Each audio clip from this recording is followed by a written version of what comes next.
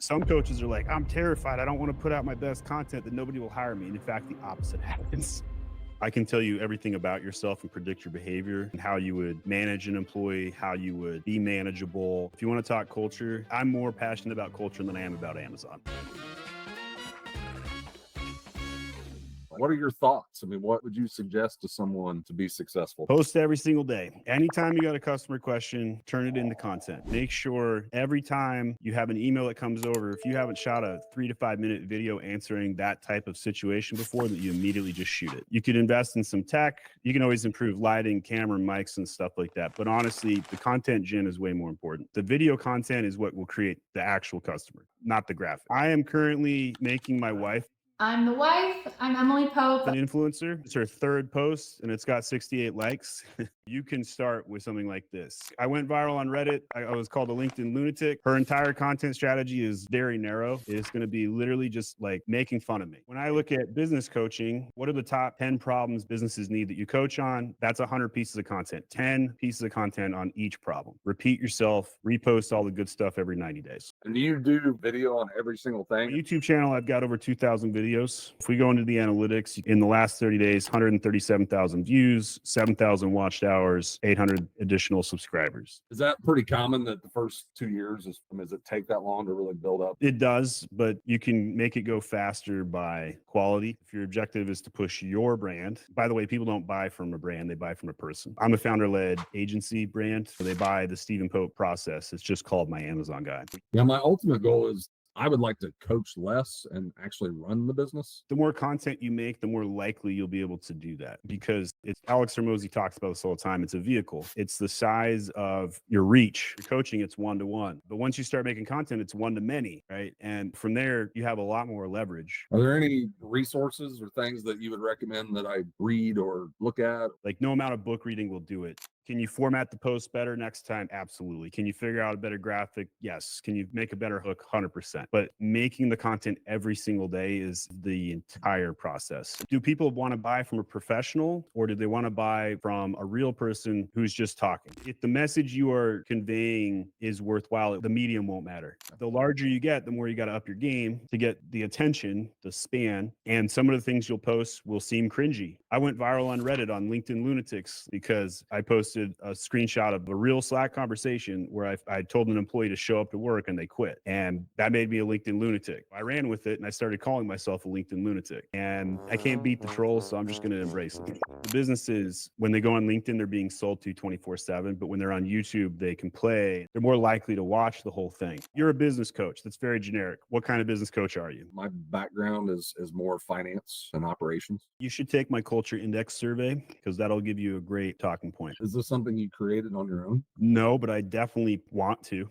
But this is the best statistical personality profiling tool I've used them all. I've used every single one. This is the best. And the best thing about it, though, is how simple it is. And the worst thing about it is it's hard to convey the message back to the consumer after they've taken it. They try and make it hard to consume. You have to pay for their experts to read your dots, read your information. I found that all the agencies were hiring a bunch of emotional extroverts, and I hated being around that because I'm a super logical introvert. I'm Spock.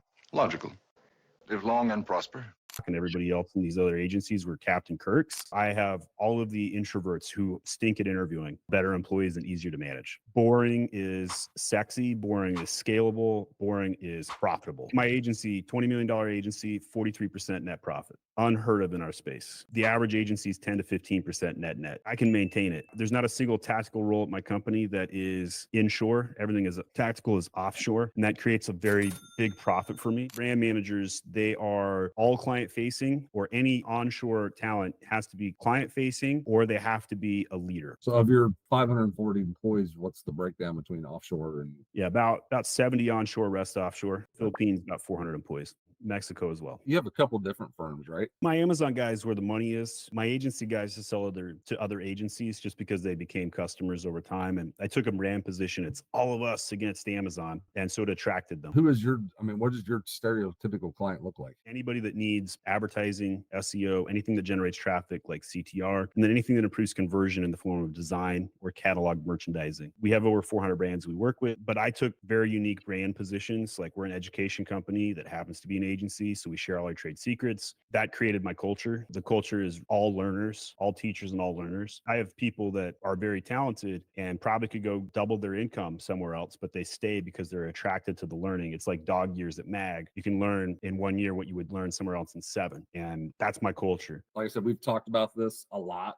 over the last couple of years. It's I've never just done it. That's the key.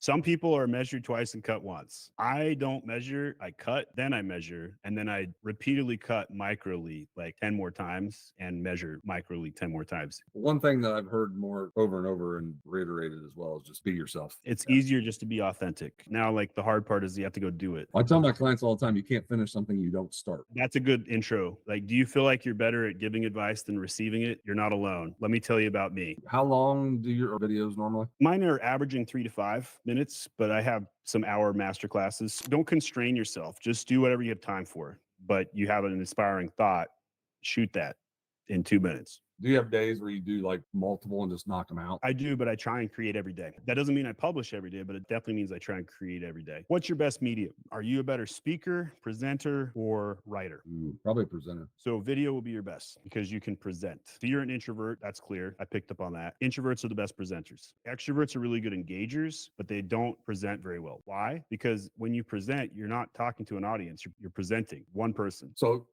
you said a coaching session. So who do you coach? Anybody that will hire me and pay me $500 for a 30-minute session, primarily Amazon sellers and other agencies. Agencies that want to grow their sales by hiring other clients and other brands, I'll talk to them. People can book a one-off a la carte call with me. I assume you're doing like a retainer model with your coaching. But you could have a try before you buy. One of the nice things about content is that's kind of try before you buy. If you exit our conversation and go shoot some content and you think about like what's the best piece of advice you've ever given, or where you're super vulnerable, or what are the top mistakes you've made in business, what are the best things you've done in business, every single one of those, best your best, put that online. Like you'll start getting DMs like, hey, can I hire you?